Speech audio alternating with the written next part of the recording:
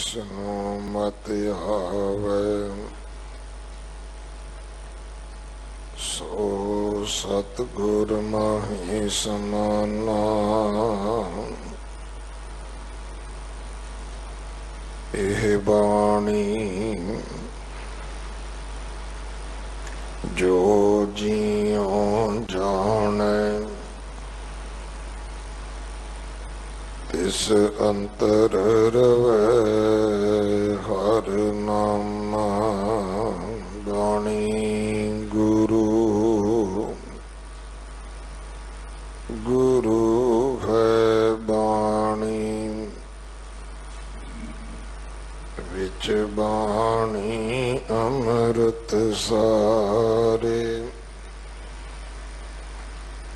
गुर बाणी कहे सेवक जन मानै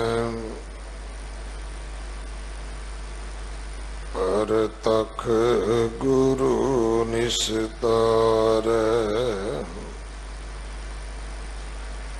बाणी बिरलो विचारसी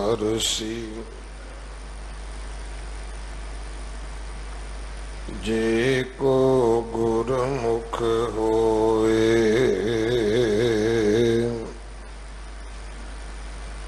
एह बाणी महापुरख की निज कर वासा होए। मारो महल्ला पहला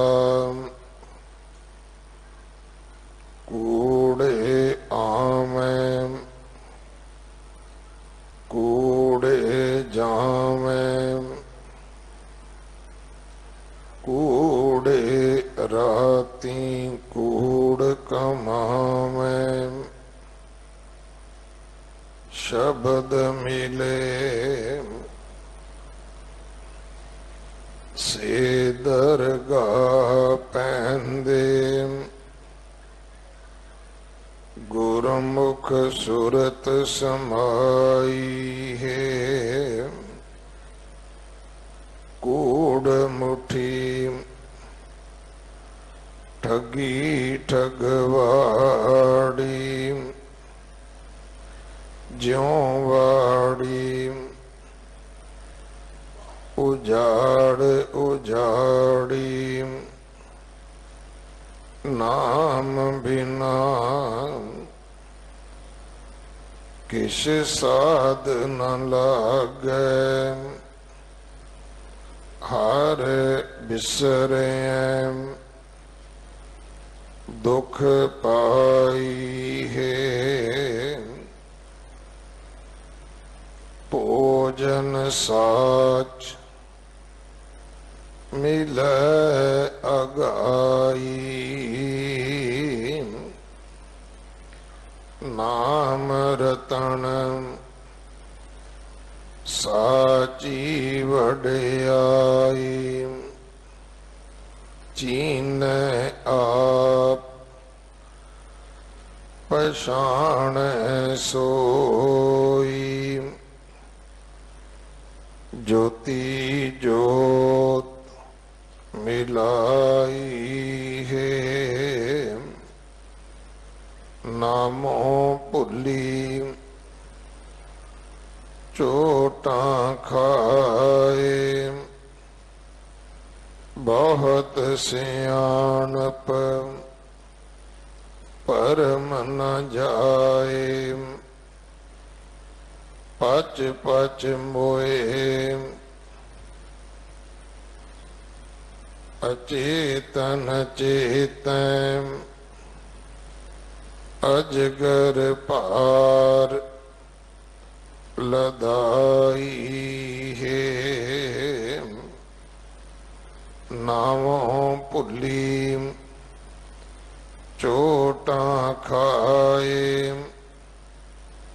बहुत सियाणप परम न जाए, पच पच मोए, अचेत न चेतैं, अजगर पार लदाई है। वाहिगुरु जी का खालसा, वाहिगुरु जी की फतेह। इस पावन शब्द दे 16 पदे ਹਨ। पहले 4 ਬੰਦਾਂ ਦੀ ਪਦਿਆਂ ਦੀ ਵਿਚਾਰ ਆਪਾਂ ਕੱਲ ਸਰਵਣ ਕੀਤੀ ਸੀ। ਉਸ ਤੋਂ ਅਗਲੇ 4 ਬੰਦਾਂ ਦਾ ਪਾਠ ਆਪ ਜੀ ਨੇ ਅੱਜ ਸਰਵਣ ਕੀਤਾ ਹੈ। ਇਸ ਦੀ ਵਿਚਾਰ ਭਾਈ ਨਿਸ਼ਾਨ ਸਿੰਘ ਜੀ ਗੰਡੀ ਵਿੰਡ, ਹੈਡ ਗ੍ਰੰਥੀ ਸਾਹਿਬ, ਬੀੜ ਬਾਬਾ ਬੁੱਢਾ ਸਾਹਿਬ, उस पावन स्थान तो आप जी उचेचे साडे पास आए हैं। 2 दिन का उन्होंने विचार का समा है। सो अज की विचार आप जी सरवण करवाउणगे। 28 अगले महीने की 18 तरीक जुलाई 18 नूं 8वें पातशाह गुरु हरकृष्ण साहब महाराज जी का पवित्र पावन प्रकाश गुरपुरब है। इस महीने 25 जून नूं बाबा बंदा सिंह बहादुर जी का शहीदी जोड़ मेला है, जिहड़ी आपां पिछले साल 300 साला बाबा जी की शहीदी शताब्दी मनाई है। ये वही दिन है जो बाबा जी के शहीदी अस्थान ते गुरुद्वारा बाबा बंदा सिंह बहादुर महरोली विखे बहुत श्रद्धा सत्कार दे नाल अमृत वेले तो लैके बाद दोपहर तक मनाई जानी है। 29 तरीक नूं शेरे पंजाब महाराजा रणजीत सिंह जी की बरसी इत्थे गुरुद्वारा बंगला साहब शाम नूं 7 बजे तो लैके रात 11 बजे तक मनाई जाएगी। सो आप जी ने सेवा करके हाजरियां भर के गुरु दियां बख्शिशां प्राप्त करनियां जी। वाहिगुरु जी का खालसा, वाहिगुरु जी की फतेह। सुल्तान कहाँ मियाँ तेरी कमन वडाई,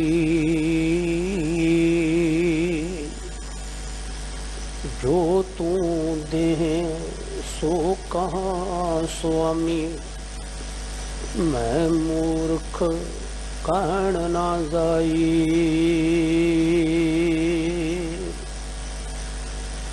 तेरे कवण कवण गुण कह कह गावा, तू साहेब गुणी निदाना। तुमरी महिमा बरन ना साकों, तू ठाकुर ऊच भगवाना।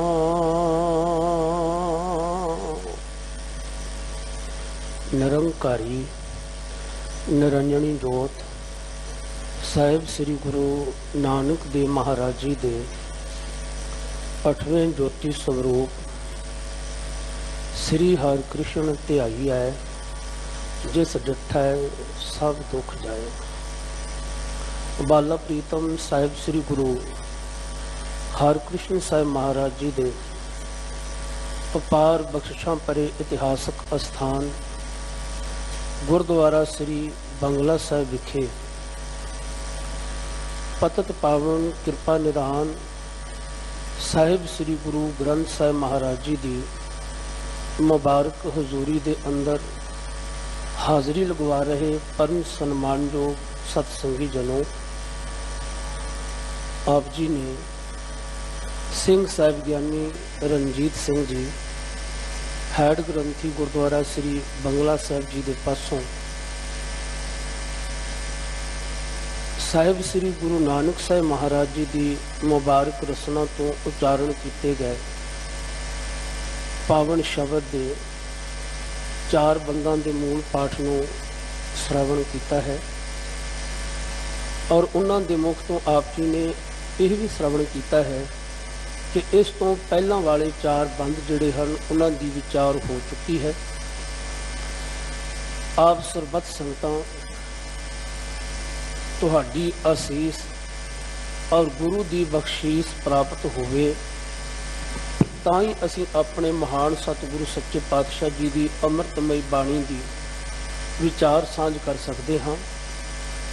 ਇਸ ਵਾਸਤੇ ਆਓ ਸਰਬੱਤ ਸੰਗਤ ਸਤਿਗੁਰਾਂ ਦੀ ਓਟ ਆਸਰਾ ਤੇ ਅਸੀਸ ਪ੍ਰਾਪਤ ਕਰਦਿਆਂ ਹੋਇਆਂ ਬੜੇ ਹੀ ਪਿਆਰ ਅਦਬ ਸਤਿਕਾਰ ਦੇ ਸਹਿਤ ਉਚਾਰਨ ਕਰੋ ਜੀ। ਸਤਨਾਮ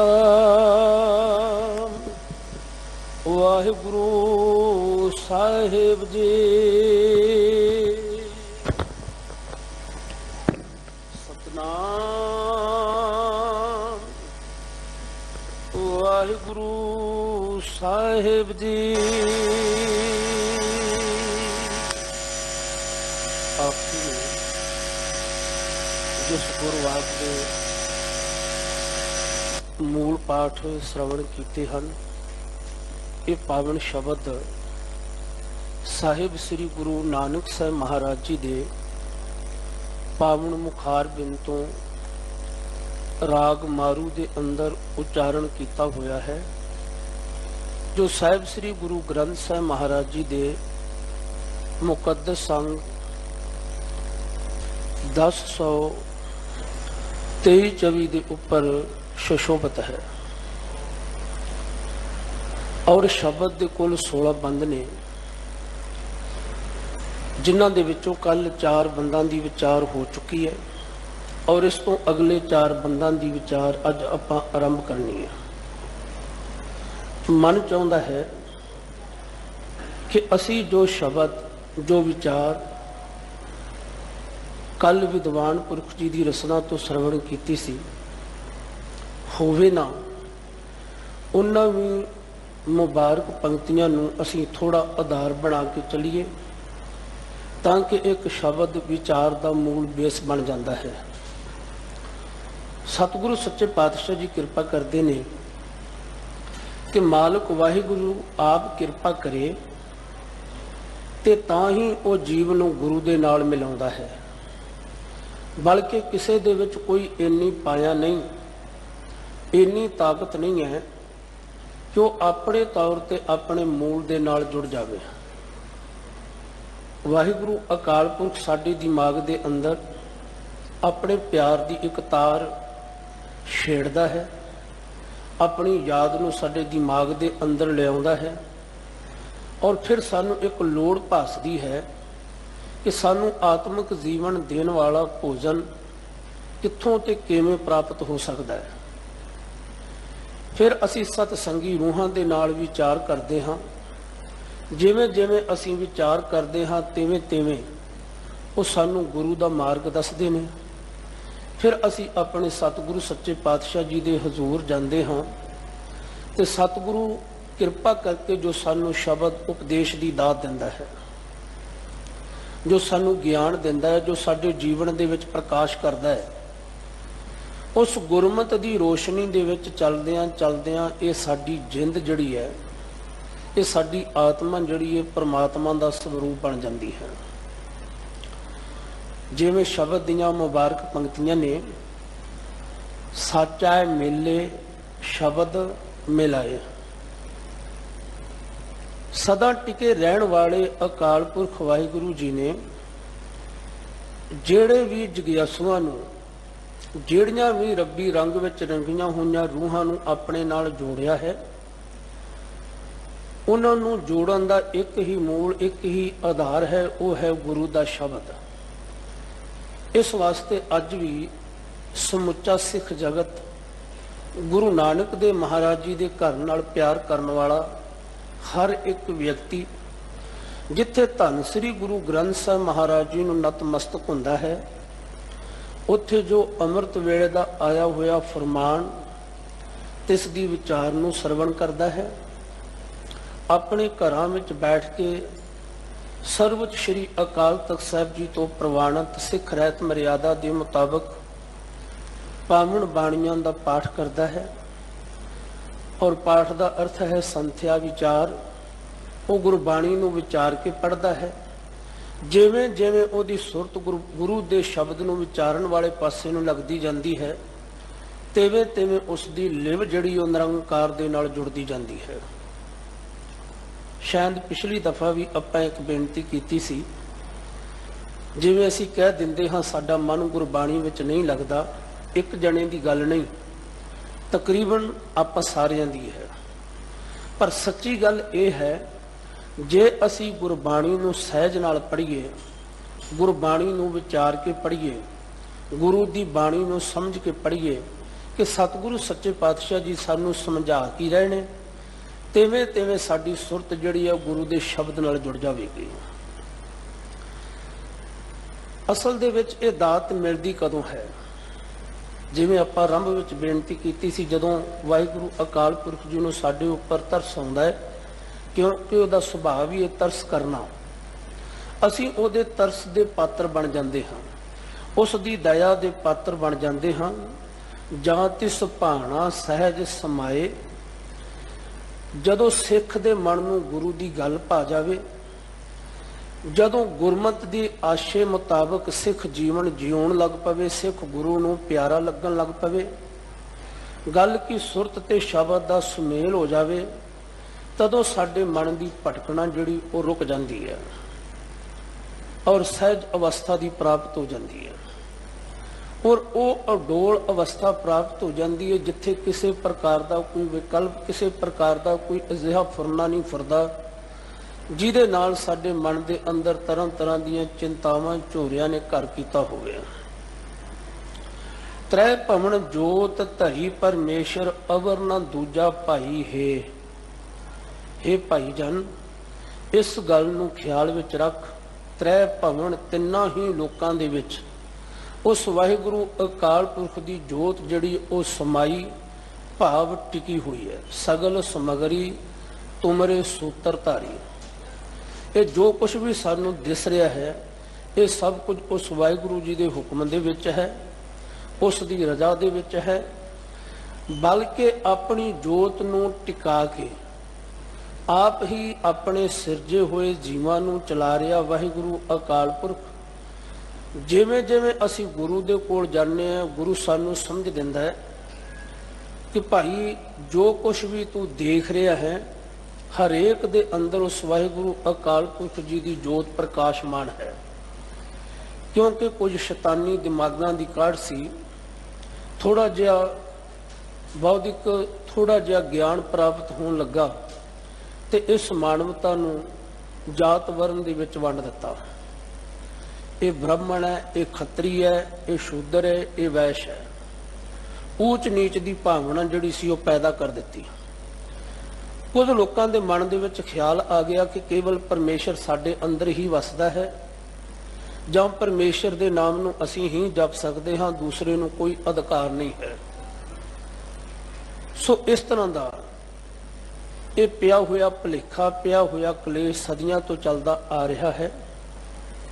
ਸਾਹਿਬ ਸ੍ਰੀ ਗੁਰੂ ਨਾਨਕ ਸਾਹਿਬ ਮਹਾਰਾਜ ਜੀ ਨੇ ਇਸ ਭਰਮ ਦੇ ਵਿੱਚੋਂ ਸਾਨੂੰ ਦੂਰ ਕਰਨ ਵਾਸਤੇ, ਜਗਤ ਜਲੰਦੇ ਨੂੰ ਈਰਖਾ ਦਵੈਸ਼ ਦੀ ਸੜਾਨ ਦੇ ਵਿੱਚੋਂ ਕੱਢਣ ਦੇ ਵਾਸਤੇ ਇਹ ਮਹਾਨ ਕਿਰਪਾ ਕੀਤੀ ਔਰ ਸਮਝਾ ਦਿੱਤਾ ਕਿ ਸਭ ਮੇਂ ਜੋਤ ਜੋਤ ਹੈ ਸੋਏ, ਤਿਸ ਦਾ ਚਾਨਣ ਸਭ ਮੇਂ ਚਾਨਣ ਹੋਏ, ਗੁਰ ਸਾਖੀ ਜੋਤ ਪ੍ਰਗਟ ਹੋਏ। ਭਾਈ ਜੋ ਵਾਹਿਗੁਰੂ ਅਕਾਲ ਪੁਰਖ ਜੀ ਦੀ ਜੋਤ ਹੈ, ਉਹ ਕੇਵਲ ਇਹ ਨਹੀਂ ਹੈ ਕਿ ਕੇਵਲ ਮਨੁੱਖਾਂ ਦੇ ਵਿੱਚ ਹੀ ਹੈ ਜਾਂ ਕਿਸੇ ਜਾਤ ਵਰਨ ਵੰਡ ਵਾਲਿਆਂ ਦੇ ਵਿੱਚ ਹੀ ਹੈ, ਜਾਂ ਕਿਸੇ ਮਨੁੱਖ ਵਿੱਚ ਹੈ, ਇਸਤਰੀ ਵਿੱਚ ਨਹੀਂ ਹੈ, ਬਲਕਿ ਜਿਤਨੇ ਵੀ ਜੀਵ ਜੰਤੂ ਬਨਸਪਤੀ ਆਦਿ ਸਾਨੂੰ ਦਿਖਾਈ ਦੇ ਰਿਹਾ ਹੈ, ਉਹ ਸਾਰਿਆਂ ਦੇ ਵਿੱਚ ਹੀ ਵਿਆਪਕ ਹੈ। ਉਸ ਤੋਂ ਬਿਨਾਂ ਕੋਈ ਹੋਰ ਉਸ ਵਰਗੀ ਤਾਕਤ ਹੈ ਹੀ ਨਹੀਂ ਹੈ। जिसके चाकर तिसकी सेवा, शब्द भतीजे अलख अभेवा। फिर जिस दे असी चाकर हाँ, जिस दे असी सेवादार हाँ, उस दी सेवा दे विच लग जाते हैं। मनुख दुनियावी तौर ते बाहरी तौर ते बड़ी टहल करता है, बड़ी सेवा करता है। किसी मनुख की खुशी लैण दे वास्ते ਉਹਦੇ ਅੱਗੇ ਪਿੱਛੇ ਤੁਰਿਆ ਫਿਰਦਾ ਹੈ। ਬੇਸ਼ੱਕ ਉਹਦੇ ਵਿੱਚ ਕੋਈ ਚੰਗਾ ਗੁਣ ਨਾ ਵੀ ਹੋਵੇ ਤਾਂ ਵੀ ਉਹਦੇ ਸਾਹਮਣੇ ਉਹਦੇ ਸੋਹਿਲੇ ਗਾਉਂਦਾ ਹੈ, ਉਹਦੀ ਵਡਿਆਈ ਕਰਦਾ ਹੈ। ਪਰੰਤੂ ਜੋ ਰੱਬ ਦੇ ਪਿਆਰ ਵਾਲੇ ਨੇ ਉਹ ਆਪਣੇ ਗੁਰੂ ਦੀ ਦੱਸੀ ਹੋਈ ਕਾਰ ਨੂੰ ਕਮਾਉਂਦੇ ਨੇ, ਕਿਉਂਕਿ ਉਹਨਾਂ ਨੂੰ ਸਮਝ ਪਈ ਹੈ ਗੁਰੂ ਦੇ ਕੋਲੋਂ ਸਾਧ ਸੇਵਾ ਕੀਤੀ ਸਫਲ ਹੈ। ਜਿਤ ਸਤਿਗੁਰ ਕਾ ਮਨ ਮੰਨੇ, ਜਾਂ ਸਤਿਗੁਰ ਕਾ ਮਨ ਮੰਨਿਆ ਤਾਂ ਪਾਪਕ ਸੰਮਲ ਭੰਨੇ। ਜੋ ਗੁਰੂ ਉਹਨਾਂ ਨੂੰ ਕਾਰ ਦੱਸਦਾ ਹੈ, ਜੋ ਗੁਰੂ ਉਹਨਾਂ ਨੂੰ ਕਮਾਈ ਦੱਸਦਾ ਹੈ, ਉਹ ਗੁਰੂ ਦੇ ਆਸ਼ੇ ਮੁਤਾਬਕ ਸੇਵਾ ਭਗਤੀ ਦੇ ਵਿੱਚ ਲੱਗ ਜਾਂਦੇ ਨੇ। ਜਿਵੇਂ ਜਿਵੇਂ ਉਹਨਾਂ ਦਾ ਮਨ ਜਿਹੜਾ ਗੁਰੂ ਦੇ ਸ਼ਬਦ ਵਿੱਚ ਪਤੀਜ ਜਾਂਦਾ ਹੈ, ਕਿਉਂਕਿ ਜੋ ਵਾਹਿਗੁਰੂ ਅਕਾਲ ਪੁਰਖ ਹੈ ਉਹ ਅਲੱਖ ਹੈ ਔਰ ਉਸ ਦੇ ਭੇਦ ਨੂੰ ਅਸੀਂ ਜਾਣ ਨਹੀਂ ਸਕਦੇ। ਕੇਵਲ ਉਸ ਨਾਲ ਜੁੜ ਕੇ ਉਸ ਦੇ ਪ੍ਰੇਮ ਆਨੰਦ ਨੂੰ ਤਾਂ ਅਸੀਂ ਪ੍ਰਾਪਤ ਕਰ ਸਕਦੇ ਹਾਂ, ਪਰੰਤੂ ਪ੍ਰੇਮ ਆਨੰਦ ਨੂੰ ਵੀ ਪ੍ਰਾਪਤ ਅਸੀਂ ਗੁਰੂ ਦੇ ਸ਼ਬਦ ਦੁਆਰਾ ਹੀ ਕਰ ਸਕਦੇ ਹਾਂ। ਬਲਕਿ ਮਨੁੱਖ ਆਪਣੇ ਤੌਰ ਤੇ ਬੇਸ਼ੱਕ ਕਿੰਨਾ ਸਿਆਣਾ ਕਿੰਨਾ ਚਾਤਰ ਵੀ ਬਣ ਜਾਵੇ, ਬੜੇ ਤਰ੍ਹਾਂ ਦੇ ਢੰਗ ਤਰੀਕਿਆਂ ਨੂੰ ਅਪਣਾ ਲਵੇ, ਪਰ ਸਤਿਗੁਰੂ ਸੱਚੇ ਪਾਤਸ਼ਾਹ ਜੀ ਕਹਿੰਦੇ ਨੇ ਇਹ ਮਨ ਚੰਚਲਾ ਚਤੁਰਾਈ ਕਿਨੇ ਨਾ ਪਾਇਆ। ਆਪਣੀਆਂ ਚਲਾਕੀਆਂ ਚਤੁਰਾਈਆਂ ਦੇ ਨਾਲ ਅਸੀਂ ਉਸ ਪ੍ਰਭੂ ਪਿਆਰੇ ਦੇ ਪ੍ਰੇਮ ਪਿਆਰ ਨੂੰ ਪ੍ਰਾਪਤ ਨਹੀਂ ਕਰ ਸਕਦੇ।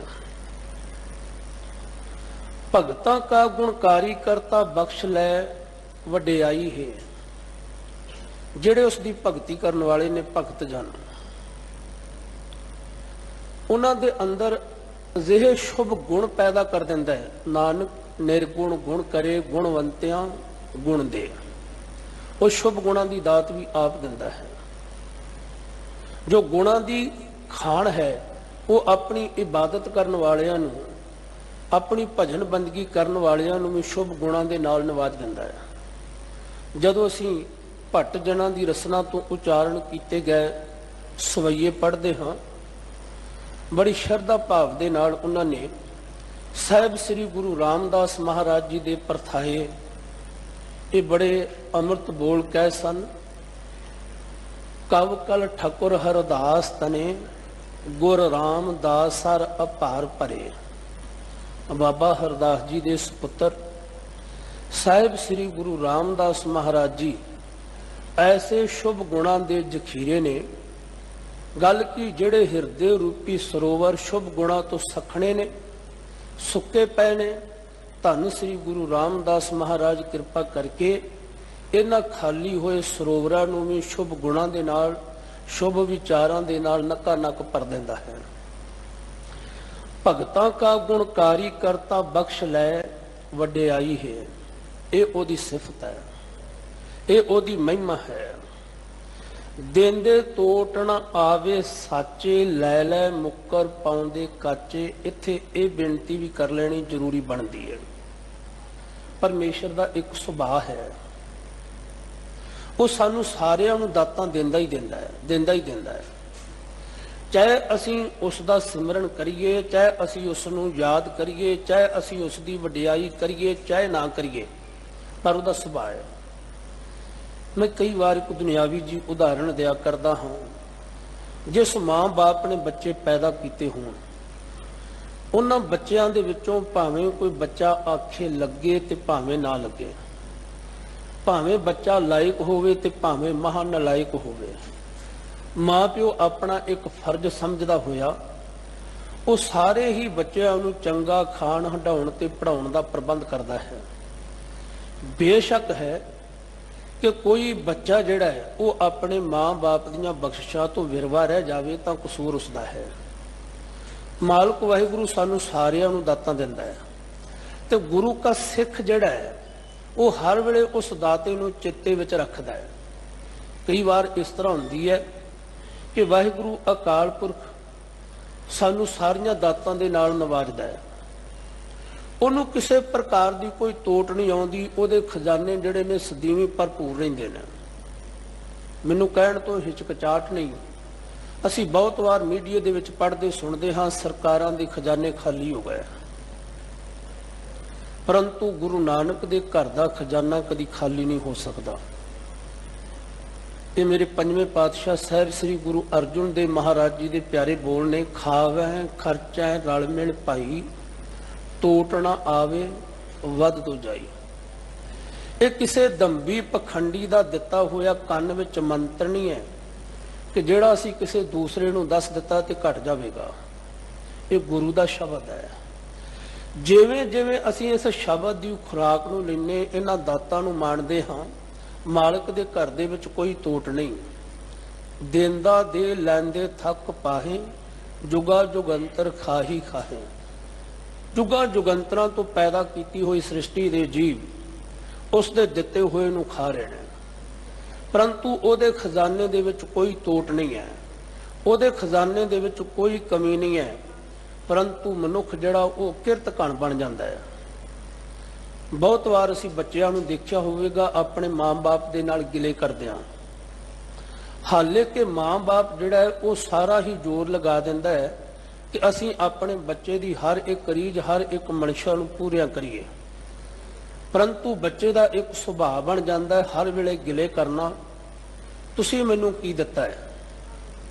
ਖਾਸ ਕਰਕੇ ਜਦੋਂ ਗ੍ਰਸਤ ਦੇ ਵਿੱਚ ਪ੍ਰਵੇਸ਼ ਹੋ ਜਾਵੇ ਨਾ ਤੇ ਵੱਖਰਾ ਘਰ ਬਣਾਉਣ ਲੱਗੇ ਤੇ ਬਹੁਤ ਸਾਰੇ ਬੱਚੀਆਂ ਬੱਚੇ ਇਹ ਗੱਲ ਕਹਿਣ ਲੱਗ ਪੈਂਦੇ ਨੇ, ਸਾਡੇ ਮਾਂ ਪਿਓ ਨੇ ਸਾਨੂੰ ਦਿੱਤਾ ਹੀ ਕੀ ਹੈ, ਸਾਡੇ ਸੱਸ ਸਹੁਰੇ ਨੇ ਸਾਨੂੰ ਦਿੱਤਾ ਹੀ ਕੀ ਹੈ।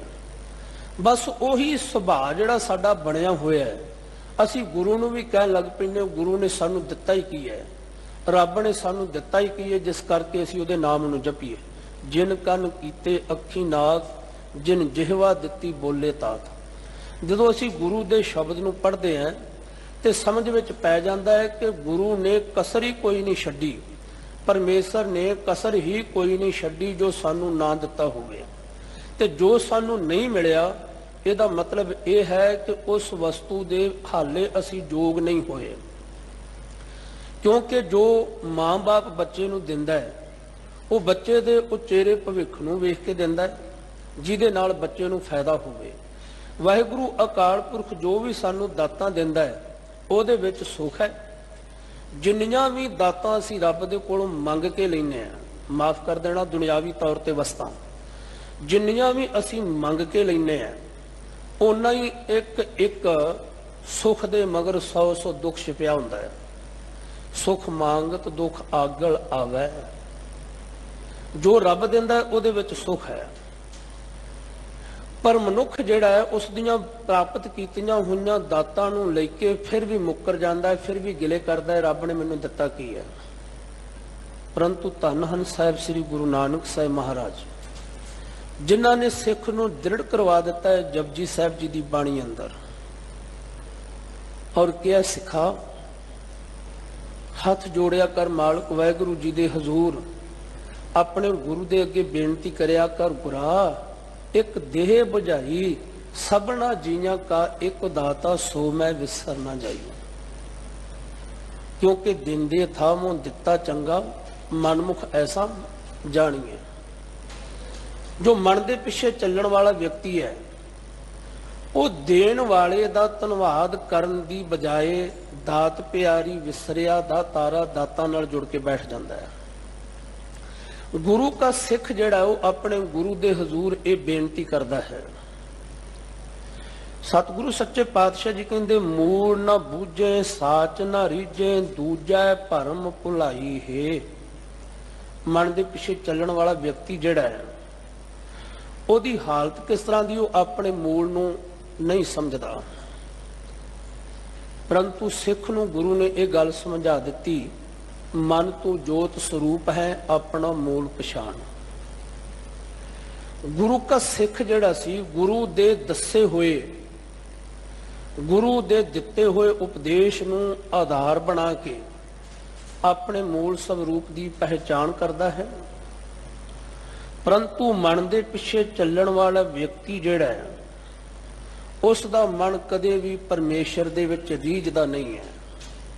ਮਨ ਕਦੇ ਵੀ ਬਾਣੀ ਵਾਲੇ ਪਾਸੇ ਨੂੰ ਲੱਗਦਾ ਨਹੀਂ ਹੈ। ਬੇਨਤੀ ਕਰਦੇ ਵਾਂ ਗੁਰਮੁਖੋ, ਜਾਂ ਪਰਮੇਸ਼ਰ ਦਾ ਨਾਮ ਸੱਚਾ ਹੈ, ਵਾਹਿਗੁਰੂ ਅਕਾਲ ਪੁਰਖ ਸੱਚਾ ਹੈ, ਤੇ ਜਾਂ ਅੱਜ ਦੀ ਦੁਨੀਆ ਦੇ ਵਿੱਚ ਧੰਨ ਸ੍ਰੀ ਗੁਰੂ ਗ੍ਰੰਥ ਸਾਹਿਬ ਮਹਾਰਾਜ ਜੀ ਦੀ ਬਾਣੀ ਸੱਚੀ ਹੈ।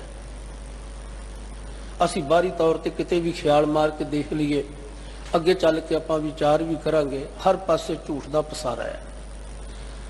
ਪਰਮੇਸ਼ਰ ਸੱਚਾ ਹੈ ਔਰ ਪਰਮੇਸ਼ਰ ਦੀ ਕੀਤੀ ਗਈ ਵਡਿਆਈ ਧੰਨ ਸ੍ਰੀ ਗੁਰੂ ਗ੍ਰੰਥ ਸਾਹਿਬ ਮਹਾਰਾਜ ਜੀ ਦੀ ਅੰਮ੍ਰਿਤਮਈ ਬਾਣੀ ਸੱਚੀ ਹੈ।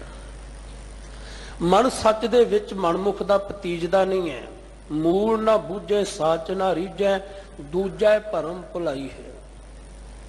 ਮਾਇਆਵੀ ਪ੍ਰਭਾਵ ਦੇ ਅਧੀਨ ਇਹ ਜੀਵ ਭਰਮ ਭੁਲੇਖਿਆਂ ਦੇ ਵਿੱਚ ਪੈ ਗਿਆ। ਸਤਿਗੁਰੂ ਸੱਚੇ ਪਾਤਸ਼ਾਹ ਜੀ ਕਹਿੰਦੇ, ਗੁਰਮੁਖ ਜਾਗ ਰਹੇ ਦਿਨ ਰਾਤੀ। ਜਿਹੜੇ ਗੁਰੂ ਦੇ ਕੋਲ ਚਲੇ ਗਏ, ਗੁਰੂ ਦੇ ਦੱਸੇ ਸ਼ਬਦ ਦੇ ਦੁਆਰਾ ਜੋ ਸੁਚੇਤ ਹੋ ਗਏ, ਉਹ ਦਿਨ ਰਾਤ ਸੁਚੇਤ ਰਹਿੰਦੇ ਨੇ। ਉਹਨਾਂ ਦਾ ਹਰ ਇੱਕ ਪਲ, ਉਹਨਾਂ ਦਾ ਹਰ ਇੱਕ ਦਮ ਵਾਹਿਗੁਰੂ ਜੀ ਦੀ ਵਡਿਆਈ ਵਿੱਚ ਨਿਕਲਦਾ ਹੈ। ਬਲਕਿ ਉਹ ਵਿਕਾਰਾਂ ਵਾਲੇ ਪਾਸੇ ਤੋਂ ਸੁਚੇਤ ਰਹਿੰਦੇ ਨੇ। ਜਿਹੜੇ ਮਨ ਦੇ ਪਿੱਛੇ ਚੱਲਣ ਵਾਲੇ ਵਿਅਕਤੀ ਨੇ, ਉਹਨਾਂ ਦਾ ਇਹ ਹਿਰਦਾ ਘਰ ਲੁੱਟਿਆ ਪੁੱਟਿਆ ਜਾਂਦਾ ਹੈ। ਇਸ ਦੇਹੀ ਮੈਂ ਪੰਚ ਚੋਰ ਵਸੈ, ਕਾਮ ਕ੍ਰੋਧ ਲੋ ਮੋਹ ਹੰਕਾਰਾ। ਅੰਮ੍ਰਿਤ ਲੂਟੈ ਮਨਮੁਖ ਨੀ ਬੁੱਝੇ, ਕੋਇ ਨਾ ਸੁਣੇ ਪੁਕਾਰਾ। ਪਰ ਜੋ ਗੁਰਮੁਖ ਹੈ, ਗੁਰੂ ਦੇ ਦਿੱਤੇ ਹੋਏ ਉਪਦੇਸ਼ ਦੇ ਦੁਆਰਾ, ਜਿਨ੍ਹਾਂ ਨੂੰ ਗੁਰੂ ਨੇ ਕਿਰਪਾ ਕਰਕੇ ਜਗਾ ਦਿੱਤਾ ਹੈ, ਜਿਨ੍ਹਾਂ ਨੂੰ ਗੁਰੂ ਨੇ ਕਿਰਪਾ ਕਰਕੇ ਸੁਚੇਤ ਕਰ ਦਿੱਤਾ ਹੈ ਵਿਕਾਰਾਂ ਵਾਲੇ ਪਾਸੇ ਤੋਂ, ਬੁਰਾਈਆਂ ਵਾਲੇ ਪਾਸੇ ਤੋਂ, ਉਹਨਾਂ ਨੇ ਸ਼ੁਭ ਇਨਸਾਨੀ ਗੁਣਾਂ ਨੂੰ ਗ੍ਰਹਿਣ ਕਰ ਲਿਆ ਹੈ। ਉਹ ਮਾਲਕ ਵਾਹਿਗੁਰੂ ਜੀ ਦੀ ਵਡਿਆਈ ਦੇ ਵਿੱਚ ਲੱਗੇ ਰਹਿੰਦੇ ਨੇ ਦਿਨ ਰਾਤ। ਫਿਰ ਉਹਨਾਂ ਦੀ ਲਿਵ ਜਿਹੜੀ ਹੈ ਸਦਾ ਟਿਕੇ ਰਹਿਣ ਵਾਲੇ ਵਾਹਿਗੁਰੂ ਦੇ ਨਾਲ ਜੁੜੀ ਰਹਿੰਦੀ ਹੈ। ਸਾਚੇ ਕੀ ਲਿਵ ਗੁਰਮਤਿ ਜਾਤੀ, ਗੁਰੂ ਦੀ ਮੱਤ, ਗੁਰੂ ਦੀ ਸਿੱਖਿਆ ਦੁਆਰਾ ਉਹਨਾਂ ਨੇ ਸਮਝ ਲਈ ਹੈ। ਮਨਮੁਖ ਸੋਏ ਰਹੇ ਸੇ ਲੂਟੇ, ਗੁਰਮੁਖ ਸਾਬਤ ਭਾਈ ਹੈ। ਜਿਹੜੇ ਮਨਮੁਖ ਸੀ ਉਹ ਸੁੱਤੇ ਰਹੇ, ਮਨ ਦੇ ਪਿੱਛੇ ਚੱਲਣ ਵਾਲੇ। ਇਹ ਸੌਣ ਵਾਲਾ ਕੋਈ ਇੱਕ ਨਹੀਂ ਹੈ, ਇਹ ਸੌਣ ਵਾਲੇ ਕੋਈ ਦੋ ਨਹੀਂ ਹੈ। ਜਦੋਂ ਅਸੀਂ ਗੁਰੂ ਨੂੰ ਪੁੱਛਦੇ ਤੇ ਗੁਰੂ ਕਿਰਪਾ ਕਰਕੇ ਦੱਸਦੇ ਨੇ, ਆਸਾ ਵਿੱਚ ਸੁੱਤੇ ਕਈ ਲੋਈ। ਅਸੀਂ ਦੁਨਿਆਵੀ ਆਸਾ ਖਾਹਿਸ਼ਾਂ ਦੇ ਅਧੀਨ ਪਰਮੇਸ਼ਰ ਦੇ ਨਾਮ ਵਾਲੇ ਪਾਸੇ ਤੋਂ ਸੁੱਤੇ ਹੋਏ ਹੈ। ਤੇ ਜਿਹੜਾ ਜੀਵ ਸੁੱਤਾ ਹੋਇਆ ਹੈ, ਮਨ ਦੇ ਪਿੱਛੇ ਚੱਲਣ ਵਾਲਾ, ਦੁਨਿਆਵੀ ਆਸਾ ਖਾਹਿਸ਼ਾਂ ਦੇ ਅਧੀਨ, ਭਾਈ ਉਹ ਸੁੱਤਿਆਂ ਹੋਇਆਂ ਉਹਨਾਂ ਦੇ ਸ਼ੁਭ ਗੁਣ ਜਿਹੜੇ ਨੇ ਵਿਕਾਰ ਲੁੱਟ ਲੈਂਦੇ ਨੇ। ਪਰ ਜਿਹੜੇ ਗੁਰੂ ਦੇ ਦਰਸਾਏ ਮਾਰਗ ਤੇ ਚੱਲਦੇ ਨੇ ਗੁਰਮੁਖ ਪਿਆਰੇ, ਉਹ ਆਪਣੇ ਜੀਵਨ ਦੀ ਰਾਸ ਪੂੰਜੀ ਜਿਹੜੀ ਹੈ ਉਹ ਸਹੀ ਸਲਾਮਤ ਪ੍ਰਾਪਤ ਕਰ ਲੈਂਦੇ ਨੇ। ਇਹ ਅਸੀਂ ਚਾਰ ਬੰਦਾਂ ਦੀ ਕੱਲ ਵੀ ਚਾਰ ਸਰਵਣ ਕੀਤੀ ਸੀ। ਆਓ ਜੋ ਅੱਜ ਦੇ ਚਾਰ ਬੰਦ ਨੇ, ਕਿਉਂਕਿ ਸਤਿਗੁਰੂ ਸੱਚੇ ਪਾਤਸ਼ਾਹ ਜੀ ਦੱਸ ਰਹੇ ਨੇ ਕਿ ਸਾਚਾ ਮੇਲੇ ਸ਼ਬਦ ਮਿਲਾਏ। ਪਰੰਤੂ ਜੀਵ ਜਿਹੜਾ ਹੈ, ਜੋ ਸਾਡੀ ਜਿੰਦ ਜਿਹੜੀ ਹੈ, ਕੂੜੈ ਆਵੈ ਕੂੜੈ ਜਾਵੈ। ਇਹ ਜੀਵ ਰੂਪ ਇਸਤਰੀ ਜਿਹੜੀ ਹੈ, ਇਹ ਸਾਡੀ ਜਿੰਦ ਜਿਹੜੀ ਹੈ, ਝੂਠ ਦੇ ਵਿੱਚ ਹੀ ਜੰਮਦੀ ਹੈ, ਝੂਠ ਦੇ ਵਿੱਚ ਹੀ ਸੰਸਾਰ ਤੋਂ ਕੂਚ ਕਰ ਜਾਂਦੀ ਹੈ। ਜਿਵੇਂ ਅਸੀਂ ਪੜ੍ਹਦੇ ਹਾਂ, ਕੂੜ ਰਾਜਾ, ਕੂੜ ਪ੍ਰਜਾ, ਕੂੜ ਸਭ ਸੰਸਾਰ। ਇਹ ਜੀਵ ਝੂਠ ਵਿੱਚ ਹੀ ਪੈਦਾ ਹੋਇਆ, ਝੂਠ ਵਿੱਚ ਹੀ ਚਲੇ ਗਿਆ। ਝੂਠ ਦਾ ਅਰਥ ਹੈ ਜੋ ਸਾਨੂੰ ਦਿਸ ਰਿਹਾ ਹੈ, ਇਹ ਸਦਾ ਟਿਕਿਆ ਰਹਿਣ ਵਾਲਾ ਨਹੀਂ। ਇਸ ਵਿੱਚ ਆਇਆ ਤੇ ਸੰਸਾਰਿਕ ਪਦਾਰਥ ਜਿਹੜੇ ਸੀ ਵਿੱਚੋਂ ਗਰਭੇ ਨਿਕਲੇ ਆਇਆ, ਖਸਮ ਵਿਸਾਰ ਦੁਨੀ ਚਿਤ ਲਾਇਆ। ਝੂਠ ਦੇ ਵਿੱਚ ਖਚਤ ਹੋ ਗਿਆ, ਕੂੜ ਦੇ ਵਿੱਚ ਖਚਤ ਹੋ ਗਿਆ। ਔਰ ਇਸ ਕੂੜ ਦੇ ਵਿੱਚ ਲੱਗਿਆ ਹੋਇਆ ਜੀਵ ਹਮੇਸ਼ਾ ਕੂੜ ਹੀ ਕਮਾਉਂਦਾ ਹੈ। ਕੂੜੈ ਰਾਤੀ ਕੂੜ ਕਮਾਵੈ। ਇਹ ਸਾਡੀ ਜਿੰਦ ਜਿਹੜੀ ਹੈ, ਕੂੜ ਦੇ ਵਿੱਚ ਖਚਤ ਹੋਈ ਪਈ ਕੂੜ ਹੀ ਕਮਾਉਂਦੀ ਹੈ। ਮੈਂ ਕਈ ਵਾਰ ਇੱਕ ਬੇਨਤੀ ਕਰਿਆ ਕਰਦਾ ਹਾਂ, ਜੋ ਸੱਚ ਧਰਮ ਹੈ ਇਹ ਝੂਠ ਦਾ ਮੁਥਾਜ ਨਹੀਂ ਹੁੰਦਾ। ਸੱਚ ਧਰਮ ਨੂੰ ਝੂਠ ਦੀ ਮੁਥਾਜੀ ਕਰਨ ਦੀ ਲੋੜ ਨਹੀਂ ਹੁੰਦੀ। ਪਰੰਤੂ ਬਹੁਤ ਸਾਰੇ ਐਸੇ ਲੋਕ ਨੇ ਜਿਹੜੇ ਸੱਚ ਧਰਮ ਨੂੰ ਪ੍ਰਚਾਰਨ ਦੇ ਵਾਸਤੇ ਝੂਠ ਜਾਂ ਮਿਥਿਹਾਸ ਨੂੰ ਆਧਾਰ ਬਣਾ ਕੇ ਚੱਲਦੇ ਨੇ। ਸਤਿਗੁਰੂ ਸੱਚੇ ਪਾਤਸ਼ਾਹ ਜੀ ਕਿਰਪਾ ਕਰਦੇ ਨੇ ਕਿ ਇਹ ਜਿਹੜੀ ਸਾਡੀ ਜਿੰਦ ਸੀ, ਇਹ ਜੀਵ ਰੂਪ ਇਸਤਰੀ ਜਿਹੜੀ ਹੈ, ਇਹ ਕੂੜ ਦੇ ਵਿੱਚ ਸੰਸਾਰ ਤੇ ਆਈ ਔਰ ਕੂੜ ਵਿੱਚ ਚਲੇ ਗਈ। ਤੇ ਇਹ ਜਿਹੜਾ ਇਹਦਾ ਜੀਵਨ ਸੀ, ਜਨਮ ਤੋਂ ਲੈ ਕੇ ਮਰਨ ਦੇ ਵਿਚਕਾਰਲਾ ਸਮਾਂ ਜੀਵਨ ਸੀ। ਇਸ ਜੀਵਨ ਦੇ ਵਿੱਚ ਇਸਨੇ ਸੱਚ ਨੂੰ ਕਮਾਉਣਾ ਸੀ, ਪਰ ਇਹ ਮਿਲਿਆ ਹੋਇਆ ਸਮਾਂ ਜਿਹੜਾ ਸੀ, ਮਿਲੀ ਹੋਈ ਸਵਾਸਾਂ ਦੀ ਰਾਸ ਪੂੰਜੀ ਜਿਹੜੀ ਸੀ, ਇਹ ਵੀ ਕੇਵਲ ਤੇ ਕੇਵਲ ਕੂੜ ਨੂੰ ਕਮਾਉਣ ਦੇ ਵਿੱਚ ਹੀ ਲਾ ਦਿੱਤੀ। ਸ਼ਬਦ ਮਿਲੇ ਸੇ ਦਰਗੇ ਪੈਦੇ ਗੁਰਮੁਖ ਸੁਰਤ ਸਮਾਈ ਹੈ। ਪਰੰਤੂ ਜਿਹੜੇ ਜੀਵ ਗੁਰੂ ਦੇ ਸ਼ਬਦ ਦੇ ਨਾਲ ਜੁੜ ਗਏ, ਜਿਨ੍ਹਾਂ ਦੇ ਮਨ ਨੂੰ ਗੁਰੂ ਦਾ ਸ਼ਬਦ ਪਿਆਰਾ ਲੱਗਣ ਲੱਗ ਪਿਆ, ਜਿਨ੍ਹਾਂ ਦਾ ਮਿਲਾਪ ਗੁਰੂ ਦੇ ਸ਼ਬਦ ਦੁਆਰਾ ਪਰਮੇਸ਼ਰ ਨਾਲ ਹੋ ਗਿਆ, ਸ਼ਬਦ ਮਿਲੇ ਸੇ ਦਰਗੇ ਪੈਦੇ, ਪੈਦਾ ਹੁੰਦਾ ਇੱਜ਼ਤ ਮਿਲਣੀ, ਸਰਪਾਉ ਮਿਲਣਾ, ਬਖਸ਼ਿਸ਼ ਮਿਲਣੀ। ਉਹਨਾਂ ਨੂੰ ਰੱਬੀ ਘਰ ਦੇ ਵਿੱਚ ਸਰਪਾਉ ਮਿਲਣਾ ਸ਼ੁਰੂ ਹੋਇਆ, ਇੱਜ਼ਤ ਮਿਲੀ, ਬਖਸ਼ਿਸ਼ ਮਿਲੀ। ਇਹ ਵੈਸੇ ਮੇਰਾ ਪ੍ਰਕਰਨ ਨਹੀਂ, ਪਰ ਮੈਂ ਬੇਨਤੀ ਜ਼ਰੂਰ ਕਰਾਂਗਾ। ਸਰਪਾਉ ਇੱਕ ਬਹੁਤ ਵੱਡੀ ਬਖਸ਼ਿਸ਼ ਸੀ, ਪਰੰਤੂ ਅੱਜ ਅਸੀਂ ਸਰਪਾਉ ਦੀ ਅਹਿਮੀਅਤ ਨੂੰ ਘਟਾ ਦਿੱਤਾ ਹੈ। ਅਸੀਂ ਬੇਸਮਝ ਹਾਂ, ਅਸੀਂ ਅਣਜਾਣ ਹਾਂ, ਸਾਨੂੰ ਪਤਾ ਹੀ ਨਹੀਂ। ਅਸੀਂ ਕੇਵਲ ਇਹੀ ਸਮਝ ਲਿਆ ਕਿ ਭਾਵੇਂ ਅਸੀਂ ਪਰਮੇਸ਼ਰ ਦੇ ਸ਼ੁਭ ਗੁਣਾਂ ਨੂੰ ਗਾਇਨ ਨਹੀਂ ਕੀਤਾ, ਭਾਵੇਂ ਅਸੀਂ ਲੋਕਾਂ ਨਾਲ ਠੱਗੀਆਂ ਮਾਰੀਆਂ, ਛਲ ਕਪਟ ਕਰਕੇ ਚਾਰ ਛਿੱਲੜਾਂ ਜਿਹੜੀਆਂ ਇਕੱਤਰ ਕੀਤੀਆਂ ਨੇ, ਜਾਂ ਸਾਡੇ ਕੋਲ ਕੋਈ ਦੁਨਿਆਵੀ ਅਹੁਦਾ ਹੈ, ਜਾਂ ਸਾਡੇ ਕੋਲ ਕੋਈ ਫੋਕੀ ਸ਼ੌਹਰਤ ਹੈ, ਪਰੰਤੂ ਅਸੀਂ ਜਿਸ ਪਾਸੇ ਨੂੰ ਵੀ ਜਾਈਏ, ਸਾਡੇ ਗਲ ਦੇ ਵਿੱਚ ਸਰਪਾਉ ਜ਼ਰੂਰ ਪੈਣਾ ਚਾਹੀਦਾ ਹੈ। ਮੈਂ ਕਈ ਵਾਰ ਵੇਖਦਾ ਕਿਤੇ ਕੁਝ ਸੱਚ ਧਰਮ ਦੇ ਕਾਰਜ ਕਰਨ ਵਾਲਿਆਂ ਨੂੰ ਸਰਪਾਉ ਦਿੱਤਾ ਜਾਵੇ ਨਾ, ਤੇ ਬਹੁਤ ਸਾਰੇ ਕੁਝ ਮੇਰੇ ਵਰਗੇ ਅਜਿਹੇ ਹੁੰਦੇ ਨੇ ਜਿਹੜੇ ਆਪਣੇ ਆਪ ਹੀ ਧੌਣ ਅੱਗੇ ਕਰੀ ਜਾਂਦੇ ਨੇ, ਆਖੇ ਮੇਰੇ ਗਲ ਦੇ ਵਿੱਚ ਵੀ ਪਾ ਦਿਓ ਜੀ, ਸਾਨੂੰ ਪਤਾ ਹੀ ਕੋਈ ਨਹੀਂ। ਅਸੀਂ ਗੱਡੀ ਲੈ ਕੇ ਆਏ ਹਾਂ ਜੀ, ਸਰਪਾਉ ਦੇ ਦਿਓ ਜੀ। ਕੀ ਕਰਨਾ ਹੈ ਜੀ? ਗੱਡੀ 'ਚ ਰੱਖਣਾ ਹੈ। ਟਰੈਕਟਰ ਲਿਆ ਜੀ, ਟਰੈਕਟਰ ਦੀਆਂ ਲਾਈਟਾਂ ਨਾਲ ਬੰਨਣਾ ਹੈ। ਕੰਬਾਈਨ ਲਈਏ, ਕੰਬਾਈਨ ਦੀਆਂ ਲਾਈਟਾਂ ਨਾਲ ਬੰਨਣਾ ਹੈ। ਸਾਨੂੰ ਪਤਾ ਹੀ ਨਹੀਂ ਸਰਪਾਉ ਹੈ ਕੀ ਸੀ। ਸਰਪਾਉ ਸੀ ਬਖਸ਼ਿਸ਼। ਪਰੰਤੂ ਇਸ ਸਮਾਜ ਦੇ ਅੰਦਰ, ਇਸ ਸੰਸਾਰ ਦੇ ਅੰਦਰ ਕੁੜਿਆਰੀ ਪੁਰਖ ਜਿਹੜੇ ਨੇ, ਬੇਸ਼ੱਕ ਉਹ ਸਰਪਾਉ ਦੇ ਨਾਲ ਨਵਾਜੇ ਜਾਂਦੇ ਹੋਣ, ਪਰੰਤੂ ਯਾਦ ਰਹੇ ਵਾਹਿਗੁਰੂ ਅਕਾਲ ਪੁਰਖ ਦੀ ਹਜ਼ੂਰੀ ਦੇ ਅੰਦਰ ਇਹ ਸੱਚ ਦਾ ਸਰਪਾਉ, ਇਹ ਸੱਚ ਦੀ ਇੱਜ਼ਤ, ਇਹ ਮਾਣ ਸਤਿਕਾਰ ਕੇਵਲ ਸੱਚ ਦੇ ਪਾਂਧੀਆਂ ਨੂੰ ਹੀ ਪ੍ਰਾਪਤ ਹੁੰਦਾ ਹੈ। ਦੁਨਿਆਵੀ ਤੌਰ ਤੇ ਤਾਂ ਅਸੀਂ ਲੜ ਝਗੜ ਕੇ ਵੀ ਸਰਪਾਉ ਪ੍ਰਾਪਤ ਕਰ ਸਕਦੇ ਹਾਂ, ਪੈਸੇ ਨਾਲ ਵੀ ਖਰੀਦ ਸਕਦੇ ਹਾਂ, ਪਰ ਜਿਹੜਾ ਇੱਜ਼ਤ ਮਾਣ ਸਾਨੂੰ ਮਾਲਕ ਵਾਹਿਗੁਰੂ ਦੀ ਹਜ਼ੂਰੀ ਵਿੱਚ ਮਿਲਣਾ ਹੈ, ਉਹ ਕੇਵਲ ਤੇ ਕੇਵਲ ਸੱਚ ਦੀ ਪੱਗ ਡੰਡੀ ਦੇ ਉੱਪਰ ਚੱਲਿਆ ਹੋਇਆ ਹੀ ਪ੍ਰਾਪਤ ਹੋਣਾ ਹੈ। ਜਿਹੜੇ ਜੀਵ ਸ਼ਬਦ ਮਿਲੇ ਸੇ ਦਰਗੇ ਪੈਦੇ ਗੁਰਮੁਖ ਸੁਰਤ ਸਮਾਈ ਹੈ। ਗੁਰੂ ਦੇ ਉਪਦੇਸ਼ ਦੁਆਰਾ, ਗੁਰੂ ਦੇ ਦਰਸਾਏ ਮਾਰਗ ਦੇ ਚੱਲਦਿਆਂ ਹੋਇਆਂ ਉਹਨਾਂ ਜੀਵਾਂ ਦੀ ਸੁਰਤ ਗੁਰੂ ਦੇ ਸ਼ਬਦ ਵਿੱਚ ਸਮਾ ਜਾਂਦੀ ਹੈ, ਲਿਵਲੀਨ ਹੋ ਜਾਂਦੀ ਹੈ।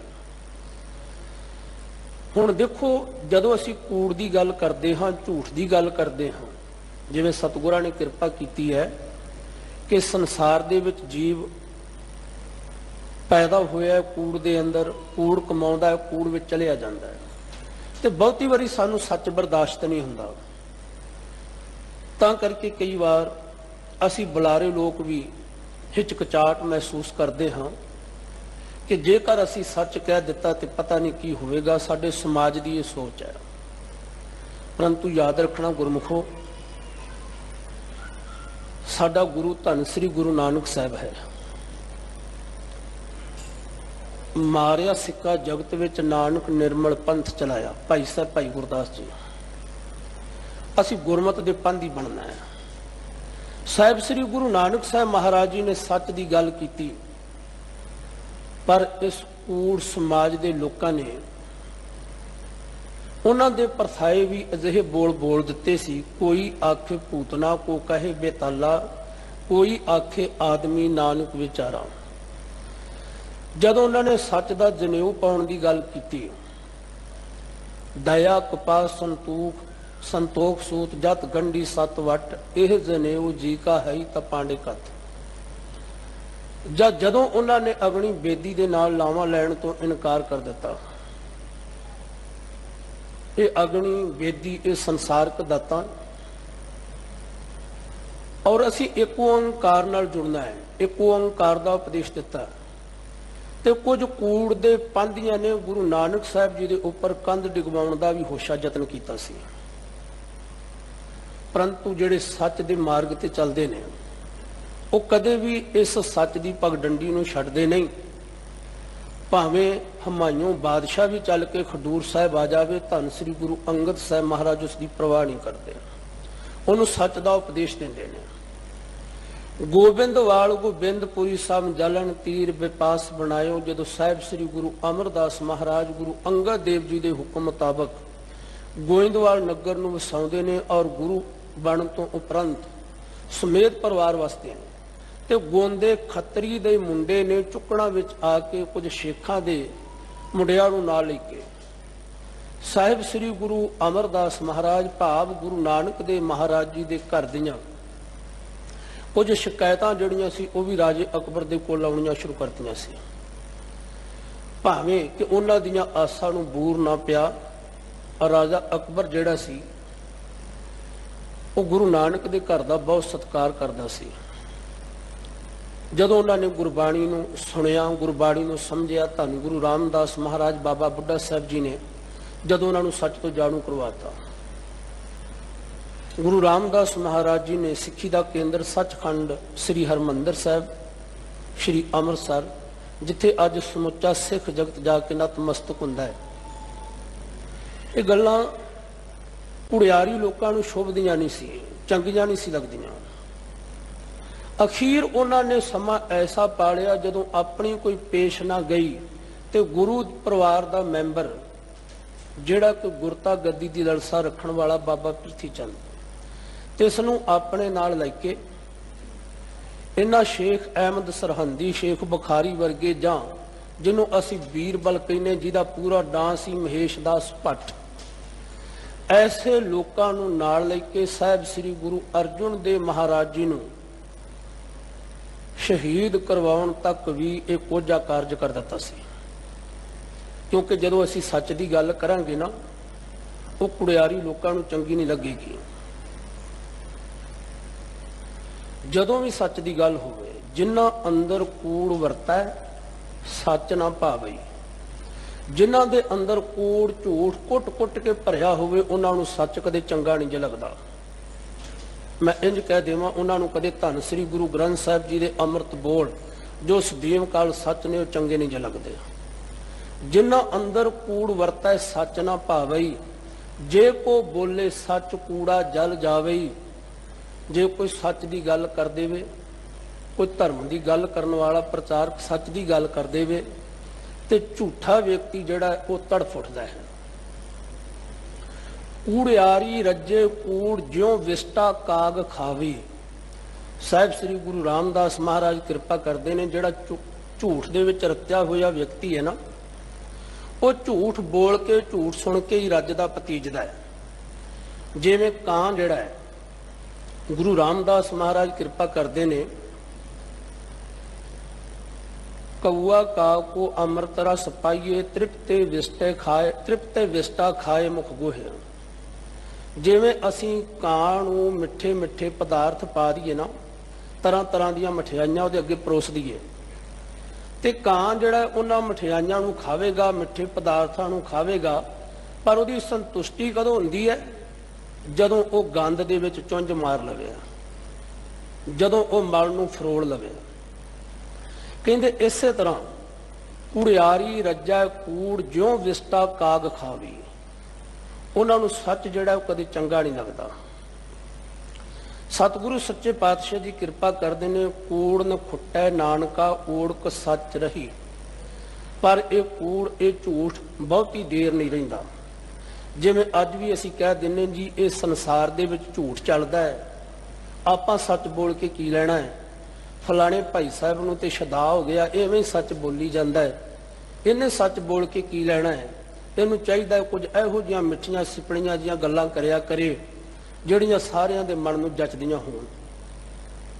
ਫਿਰ ਨਾਲ ਅਸੀਂ ਗੁਰਬਾਣੀ ਦੀਆਂ ਉਦਾਹਰਨਾਂ ਦਿੰਨੇ ਆ ਕਿ ਕਲਯੁਗ ਰਥ ਅਗਣ ਕਾ ਕੂੜ ਅੱਗੇ ਰਥਵਾਓ। ਵੇਖੋ ਜੀ, ਇਹ ਤੇ ਗੱਲ ਗੁਰੂ ਨਾਨਕ ਸਾਹਿਬ ਜੀ ਨੇ ਵੀ ਕਹਿ ਦਿੱਤੀ ਹੈ ਕਿ ਅੱਜ ਕੱਲ ਜਿਹੜਾ ਚਲਾਉਣ ਵਾਲਾ ਝੂਠ ਹੈ, ਇਹਨੇ ਸੱਚ ਬੋਲ ਕੇ ਕੀ ਲੈਣਾ ਸੀ। ਪਰੰਤੂ ਜਿਹੜਾ ਝੂਠ ਹੈ ਉਹ ਬਹੁਤੀ ਦੇਰ ਟਿਕਦਾ ਨਹੀਂ ਹੈ। ਕਈ ਵਾਰ ਆਪਾਂ ਸੂਰਜ ਦੇ ਸਾਹਮਣੇ ਆਏ ਹੋਏ ਬੱਦਲਾਂ ਨੂੰ ਦੇਖਦੇ ਹਾਂ, ਪਰਛਾਵਾਂ ਆਉਂਦਾ ਹੈ, ਪਰ ਇਹ ਬੱਦਲ ਕਦੇ ਸੂਰਜ ਨੂੰ ਖਤਮ ਨਹੀਂ ਕਰ ਸਕਦੇ। ਝੂਠ ਬੜਾ ਜ਼ੋਰ ਲਾਉਂਦਾ ਹੈ। ਸ਼ਹੀਦਾਂ ਦੇ ਸਰਤਾਜ ਸਾਹਿਬ ਸ੍ਰੀ ਗੁਰੂ ਅਰਜਨ ਦੇਵ ਮਹਾਰਾਜ ਜੀ ਤੋਂ ਲੈ ਕੇ ਜਿਵੇਂ ਨੌਵੇਂ ਪਾਤਸ਼ਾਹ ਧੰਨ ਸਾਹਿਬ ਸ੍ਰੀ ਗੁਰੂ ਤੇਗ ਬਹਾਦਰ ਸਾਹਿਬ ਮਹਾਰਾਜ, ਤਿਲਕ ਜਨੂ ਰਾਖਾ ਪ੍ਰਭ ਤਾਕਾ ਕਿੰਨੋ ਵੱਡੋ ਕਲੂਮੇ ਸਾਕਾ।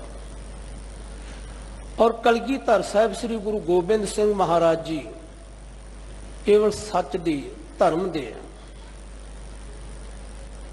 ਪਹਿਰੇਦਾਰ ਔਰ ਇਸ ਦੀ ਪਹਿਰੇਦਾਰੀ ਕਰਨ ਵਾਸਤੇ ਪ੍ਰੇਰਨਾ ਦੇਣ ਵਾਲੇ ਸਨ। ਪਰ ਕੁੜਿਆਰੀ ਲੋਕਾਂ ਨੂੰ ਚੰਗਾ ਨਾ ਲੱਗਾ, ਪਹਾੜੀ ਲੋਕਾਂ ਨੂੰ ਚੰਗਾ ਨਾ ਲੱਗਾ। ਉਹਨਾਂ ਨੇ ਗੁਰੂ ਦੇ ਕੀਤੇ ਹੋਏ ਉਪਕਾਰਾਂ ਨੂੰ, ਆਪਣੇ ਵੱਡਿਆਂ ਤੇ ਕੀਤੇ ਹੋਏ ਉਪਕਾਰਾਂ ਨੂੰ, ਜਿਵੇਂ ਗੁਰੂ ਹਰਗੋਬਿੰਦ ਸਾਹਿਬ ਮਹਾਰਾਜ ਜੀ ਨੇ ਗਵਾਲੀਅਰ ਦੇ ਕਿਲੇ ਵਿੱਚੋਂ 22 ਧਾਰ ਦੇ ਰਾਜਿਆਂ ਨੂੰ ਰਿਹਾ ਕਰਵਾਇਆ ਸੀ, ਸਭ ਕੁਝ ਭੁੱਲ ਗਏ ਔਰ ਗੁਰੂ ਨਾਨਕ ਦੇ ਘਰ ਦੇ ਨਾਲ ਈਰਖਾ ਕਰਨੀ ਸ਼ੁਰੂ ਕੀਤੀ। ਉਹਨਾਂ ਨੂੰ ਝੂਠ ਚੰਗਾ ਲੱਗਾ, ਉਹਨਾਂ ਨੂੰ ਸੱਚ ਜਚਿਆ ਨਾ। ਪਰ ਸੱਚ ਨੂੰ ਮਿਟਾਉਣ ਵਾਲੇ ਖੁਦ ਮਿਟ ਗਏ। ਸੱਚ ਅੱਜ ਵੀ ਉਜਾਗਰ ਹੈ। ਕੂੜ ਨੇ ਖੁੱਟੈ ਨਾਨਕਾ ਓੜਕ ਸੱਚ ਰਹੀ। ਕੂੜ ਮੁੱਠੀ ਠੱਗੀ ਠਗਵਾੜੀ। ਇਹ ਜਿੰਦ ਜਿਹੜੀ ਸੀ ਕੂੜ ਨੇ ਠੱਗ ਲਈ। ਇਹਦੀ ਜਿੰਦ ਦੀ ਵਾੜੀ, ਜੀਵਨ ਦੀ ਵਾੜੀ ਜਿਹੜੀ ਸੀ, ਉਹ ਝੂਠ ਨੇ ਸਾਰੀ ਦੀ ਸਾਰੀ ਤਬਾਹ ਕਰ ਦਿੱਤੀ। ਇਹਦੇ ਜੀਵਨ ਦੀ ਖੇਤੀ, ਇਹਦੇ ਜੀਵਨ ਦੀ ਬਗੀਚੀ ਜਿਹੜੀ ਸੀ, ਉਹ ਸਾਰੀ ਦੀ ਸਾਰੀ ਠੱਗੀ ਗਈ। ਜਿਉਂ ਵਾੜੀ ਉਜਾੜ ਉਜਾੜੀ, ਜਿਵੇਂ ਕਿਸੇ ਦੀ ਜ਼ਮੀਨ ਬਗੀਚੀ ਜਿਹੜੀ ਹੈ ਉਜਾੜ ਵਾਲੇ ਪਾਸੇ ਨੂੰ ਹੋਵੇ ਤੇ ਉਹ ਸਾਰੀ ਦੀ ਸਾਰੀ ਜਿਹੜੀ ਹੈ ਸ਼ਾਮਲਾਟ ਸਮਝ ਕੇ ਉਜਾੜ ਦਿੱਤੀ ਜਾਂਦੀ ਹੈ। ਅਸੀਂ ਬਹੁਤੀ ਵਾਰ ਦੇਖਿਆ ਹੋਵੇਗਾ, ਜਿਸ ਜ਼ਮੀਨ ਦਾ ਕੋਈ ਵਾਰਸ ਦਿਖਾਈ ਨਾ ਦੇਵੇ, ਉਸ ਜ਼ਮੀਨ ਨੂੰ ਹਰ ਇੱਕ ਹੜੱਪਣਾ ਚਾਹੁੰਦਾ ਹੈ, ਆਪਣੀ ਮਨਮਰਜ਼ੀ ਦੇ ਨਾਲ ਉਹਨੂੰ ਵਰਤਣਾ ਚਾਹੁੰਦਾ ਹੈ। ਇਸੇ ਤਰ੍ਹਾਂ ਜਦੋਂ ਸਾਡੀ ਇਹ ਜ਼ਿੰਦ ਪਰਮੇਸ਼ਰ ਵਾਲੇ ਪਾਸੇ ਤੋਂ ਸੌਂ ਗਈ, ਦੁਨਿਆਵੀ ਆਸਾ ਖਾਹਿਸ਼ਾਂ ਦੇ ਅਧੀਨ, ਤੇ ਜਿਹੜੇ ਵਕਾਰ ਰੂਪ ਸਨ ਉਹਨਾਂ ਸਾਰਿਆਂ ਨੇ ਆਣ ਕੇ ਇਸ ਬਗੀਚੀ ਨੂੰ ਉਜਾੜ ਦਿੱਤਾ। ਇਹ ਜੀਵਨ ਦੀ ਬਗੀਚੀ ਜਿਹੜੀ ਸੀ ਉਜੜ ਗਈ। ਫਿਰ ਸਤਿਗੁਰੂ ਸੱਚੇ ਪਾਤਸ਼ਾਹ ਜੀ ਕਿਰਪਾ ਕਰਦੇ ਨੇ ਕਿ ਨਾਮ ਬਿਨਾ ਕਿਸ ਸਾਧ ਨਾ ਲਾਗਾ ਹੈ, ਹਰ ਬਿਸਰੈ ਦੁੱਖ ਪਾਈ ਹੈ।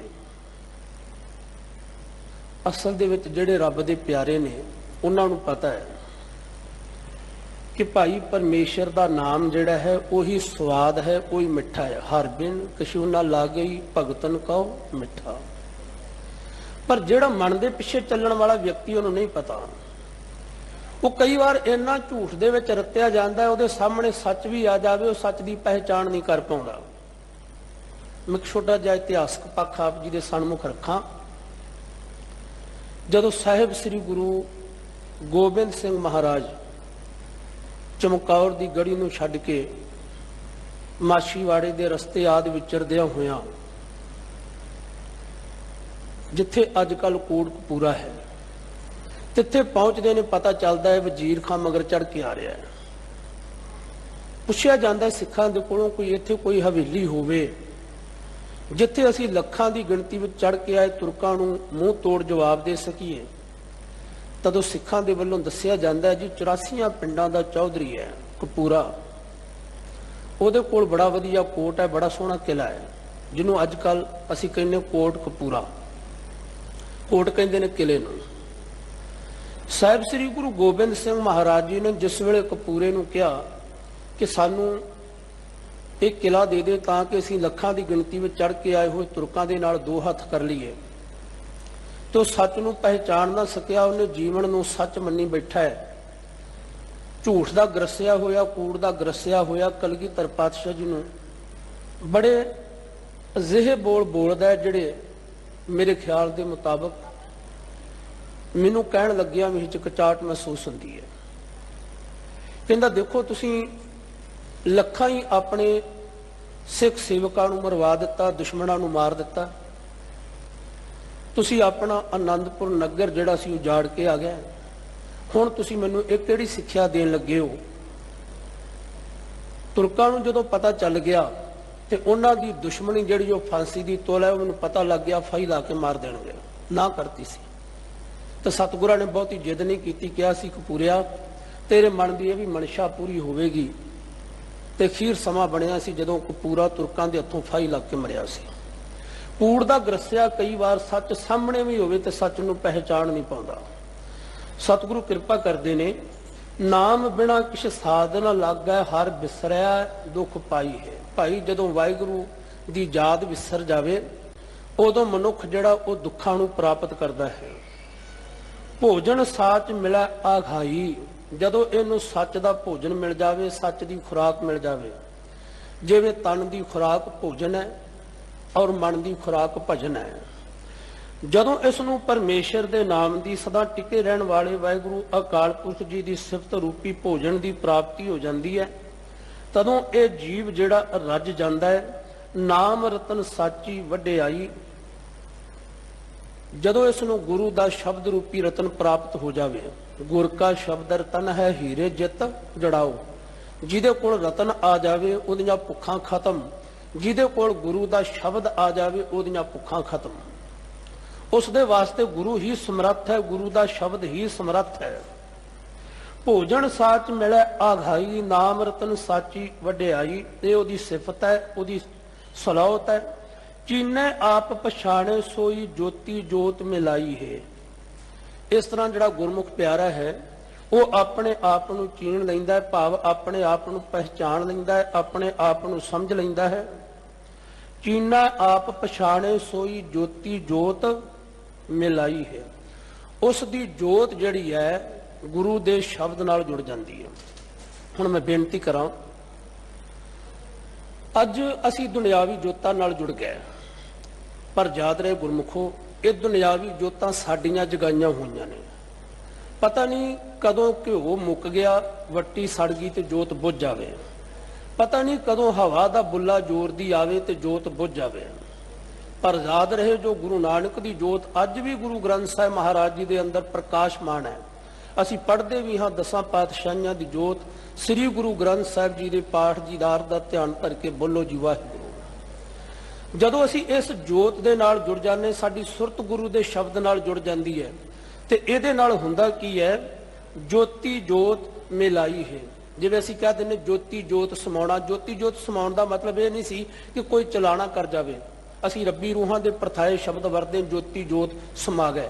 ਪਰੰਤੂ ਜਦੋਂ ਸਾਡੀ ਸੁਰਤ ਗੁਰੂ ਦੇ ਸ਼ਬਦ ਵਿੱਚ ਸਮਾ ਜਾਵੇ, ਜਦੋਂ ਸਾਡੀ ਲਿਵ ਵਾਹਿਗੁਰੂ ਜੀ ਦੇ ਚਰਨਾਂ ਦੇ ਨਾਲ ਜੁੜ ਜਾਵੇ, ਅਭੇਦ ਹੋ ਜਾਵੇ, ਇਹਨੂੰ ਕਹਿੰਦੇ ਸੀ ਜੋਤੀ ਜੋਤ ਸਮਾ ਜਾਣਾ। ਸ਼ਬਦ ਦਾ ਸੁਰ ਦੇ ਨਾਲ ਸੁਮੇਲ ਹੋ ਜਾਣਾ, ਸੁਰਤ ਸ਼ਬਦ ਦੇ ਵਿੱਚ ਸਮਾ ਜਾਣੀ। ਨਾਵੋਂ ਭੁੱਲੀ ਚੋਟਾਂ ਖਾਏ, ਬਹੁਤ ਸਿਆਣਪ ਭਰਮ ਨਾ ਜਾਏ। ਇਹ ਜਿੰਦ ਜਿਹੜੀ ਹੈ ਪਰਮੇਸ਼ਰ ਦੇ ਨਾਮ ਨੂੰ ਭੁੱਲੀ ਹੋਈ, ਪਰਮੇਸ਼ਰ ਦੇ ਨਾਮ ਨੂੰ ਵਿਸਾਰ ਕੇ ਤਰ੍ਹਾਂ ਤਰ੍ਹਾਂ ਦੀਆਂ ਚੋਟਾਂ ਜਿਹੜੀਆਂ ਉਹਨਾਂ ਨੂੰ ਸਹਿਣ ਕਰਦੀ ਹੈ। ਬਹੁਤ ਸਿਆਣਪ ਭਰਮ ਨਾ ਜਾਏ। ਹਰ ਬੰਦਾ ਕਹਿੰਦਾ ਮੈਂ ਬੜਾ ਸਿਆਣਾ ਹਾਂ, ਮੈਂ ਬੜਾ ਚਾਤਰ ਹਾਂ। ਇਹ ਮਨ ਦੇ ਵਿੱਚੋਂ ਭਰਮ ਜਿਹੜਾ ਉਹ ਨਿਕਲਦਾ ਨਹੀਂ, ਜਦੋਂ ਕਿ ਗੁਰੂ ਨਾਨਕ ਸਾਹਿਬ ਜੀ ਨੇ ਸਮਝਾਇਆ ਹੈ ਕਿ ਸਹਿਸ ਸਿਆਣਪਾਂ ਲੱਖ ਹੋਵੇ ਤਾਂ ਇੱਕ ਨਾ ਚੱਲੈ ਨਾਲ। ਪਰ ਹਰ ਬੰਦਾ ਨਾਨਕ ਜੇ ਕੋ ਆਪੋ ਜਾਣੇ ਅੱਗੇ ਗਿਆ ਨਾ ਸੋਹੇ।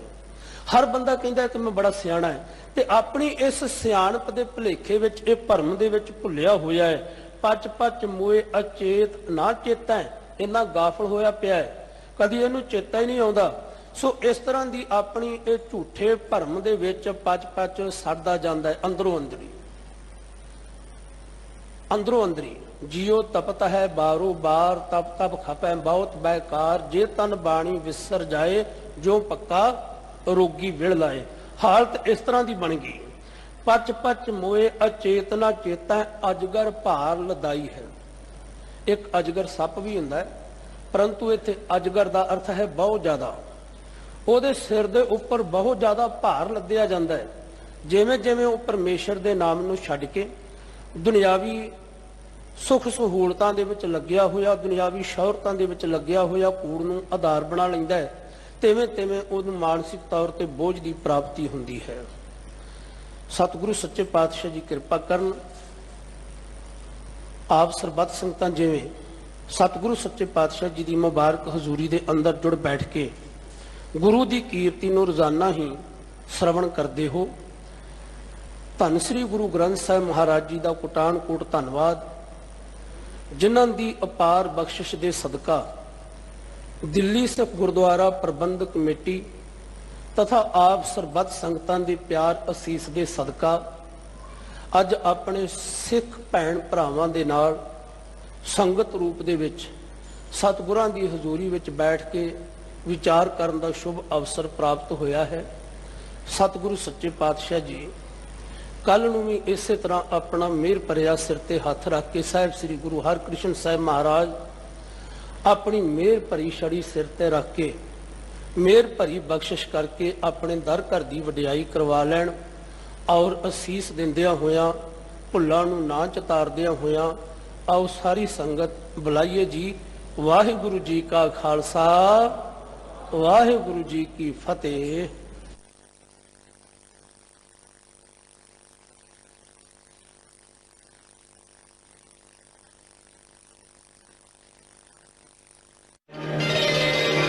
Shri Hare Krishna, Hare